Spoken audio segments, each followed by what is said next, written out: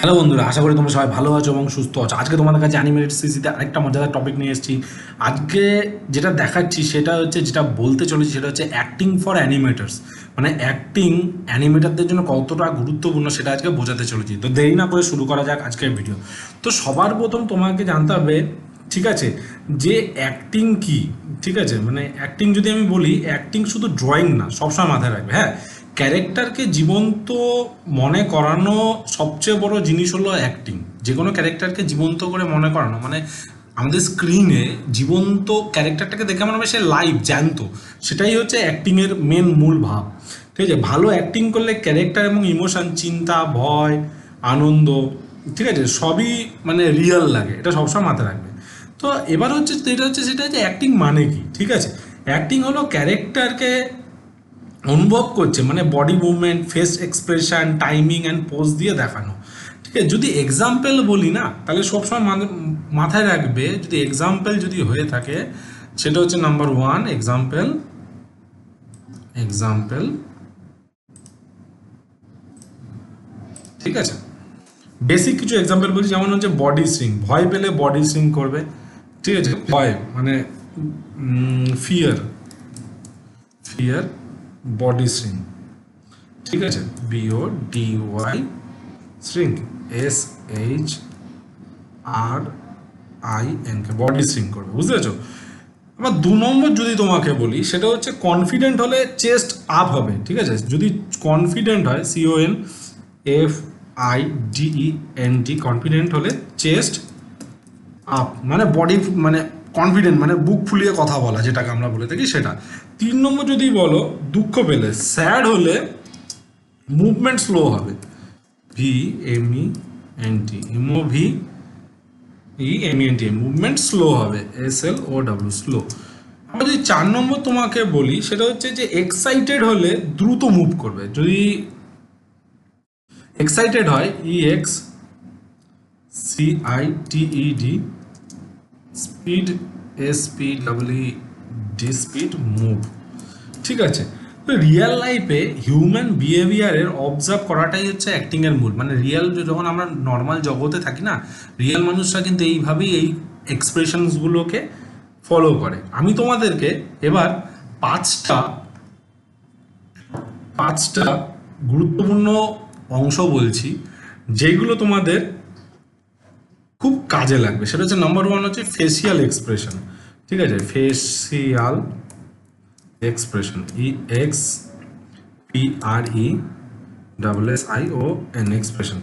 মুখের expression emotion হচ্ছে সব থেকে বড় অংশ। যেমন মনে করো, চোখ বড় হলে সারপ্রাইজ হবে, ঠিক আছে, ভুরু নিচে করলে অ্যাংরি হবে, ঠোঁট কাপা করলে নার্ভাস হবে। তো একটা ছোট আই মুভমেন্ট এবং ইমোশনস পুরো ক্যারেক্টারটাকে বদলে দিতে পারে। ঠিক আছে, এটা সবসময় তোমাকে মাথায় রাখবে। এবার হচ্ছে সেকেন্ড পয়েন্ট হচ্ছে body language. Body language, LAN, ঠিক আছে, GUAGE। ঠিক, অনেক সময় ডায়লগ ছাড়াই বডি বলে দেয় তোমাদেরকে যে অ্যাক্টিং কিরকম হতে হবে। ঠিক আছে, সাপোজ যদি এক্সাম্পল হিসেবে ধরি, তাহলে সবসময় মাথায় রাখবে হাত গুটিয়ে দাঁড়ানো, ঠিক আছে, ডিফেন্সিভ মানে দাঁড়িয়ে আছে, মাথা নিচু করে দাঁড়িয়ে আছে মানে হচ্ছে স্যাড, ঠিক আছে, সামনে ঝুঁকে থাকা মানে হচ্ছে ইন্টারেস্টেড। ঠিক আছে, প্রো অ্যানিমেটাররা প্রথমে, ঠিক আছে, নর্মাল সিঙ্গেল ড্রয়িং করে করেই পোজ বানিয়ে এগুলোকে চেষ্টা করে থাকে। তো এবার যে 3 নম্বর পয়েন্টটা বলছি, সেটা হচ্ছে টাইমিং, যেটা আমি তোমাদেরকে আগেও অনেক বলেছি, MIND, টাইমিং।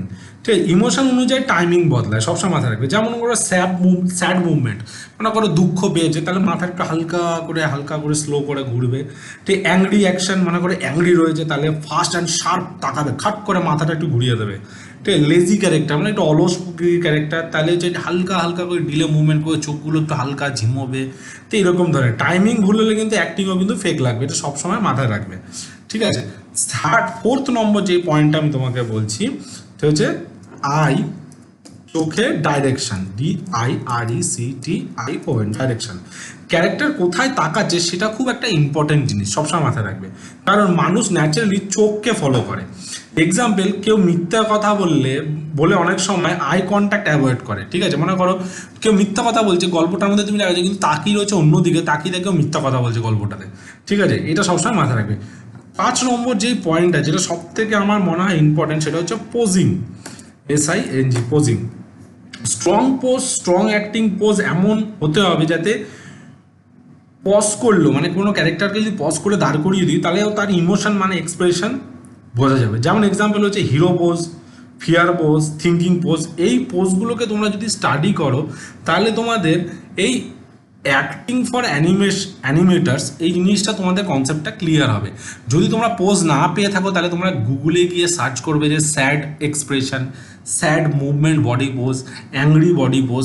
তো এই জিনিসগুলো তোমরা যদি সার্চ করো তোমরা খুব ইজিলিভাবে অ্যাক্টিংটা শিখে যাবে।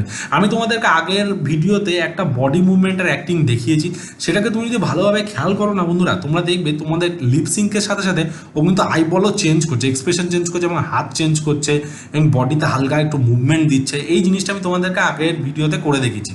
তো আশা করি তোমাদের এই টপিকটা তোমাদের ভালো লেগে থাকবে। যদি তোমাদের এই টপিকটা ভালো লেগে থাকে তাহলে তোমরা এই টপিকটার জন্য একটা লাইক করে দিও আর কমেন্ট করো অবশ্যই, ঠিক আছে? তাহলে আমি তো বুঝতে পারবো তোমাদের কোন জায়গাটা বুঝতে অসুবিধা হচ্ছে এবং কোন জায়গাটা সোজা লাগছে।